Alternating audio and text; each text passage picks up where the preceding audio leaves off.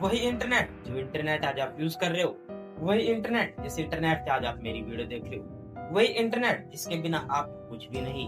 अगर मैं आपसे कह दूं कि जो इंटरनेट आज आप यूज कर रहे हो, वो इंटरनेट कभी आपके लिए बनने ही वाला था। तो सन 1960 जब अमेरिका और सोवियत यूनियन का कोल्ड वॉर चल रहा था, दोनों देश के बीच में टेक्नोलॉजी की रेस लगी पड़ी थी। पर इसी बीच जो हमारा अमेरिका का डिफेंस डिपार्टमेंट था, वो एक ऐसे प्रोजेक्ट पर काम कर रहा था जो जंग के दौरान भी काम करता रहे। और कुछ सालों की मेहनत के बाद जाकर हमारे इंटरनेट का पहला रूप बनकर तैयार हो गया और इसका नाम रखा गया ARPANET और इसकी फुल फॉर्म थी एडवांस रिसर्च प्रोटोकॉल एजेंसी। और ये इंटरनेट बनकर तैयार हुआ था सन 1969 में और उसका पहला सफल कनेक्शन भी इसी साल हुआ था। और पहले जो वर्ड भेजे गए थे इंटरनेट के द्वारा वो थे LO। टाइप तो ये लॉगिन करना चाहते थे, पर इधर LO पर आकर ही इनका इंटरनेट क्रैश हो गया और पहले जो वर्ड भेजे गए वो LO ही भेजे गए। पर ये मानवता की सबसे बड़ी जीत थी, क्योंकि ये इंटरनेट आगे जाके ये ऐसा कुछ करने वाला था जो आज किसी को नहीं पता था। और वहाँ पर एक बहुत ज्यादा बड़ी दिक्कत आती थी, जो एक कंप्यूटर का इंटरनेट था वो दूसरे कंप्यूटर के इंटरनेट को समझ नहीं पाता था। वैसे ही जैसे आप केवल हिंदी जानते हो और दूसरा बंदा स्पेनिश, आप दोनों एक दूसरे की भाषा को नहीं समझ पाओगे, वैसे ही एक इंटरनेट दूसरे इंटरनेट को समझ नहीं पाता था। फिर इस समस्या को सुलझाने के लिए आते हैं हमारे बिन शरीफ और बॉब खान। ये लग जाते हैं इस समस्या को सुलझाने में और 1970 में ये बनाकर तैयार कर देते हैं TCP/IP एंड IP।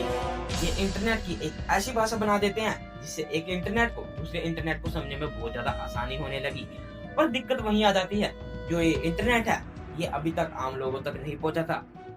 ये सिर्फ साइंटिस्ट और रिसर्चर के लिए बना था और ये इंटरनेट अभी भी लोगों के लिए नहीं आया था।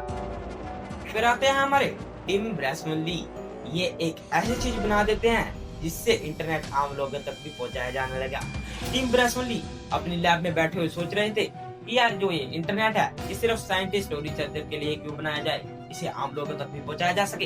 इन्होंने बनाकर तैयार कर दिया HTML, HTTML, URL जैसी कई सी चीजें और इन्होंने इन सबको मिलाकर बनाया www। हाँ जी दोस्तों, इसको आज हम वर्ल्ड वाइड वेब के भी नाम से जानते हैं।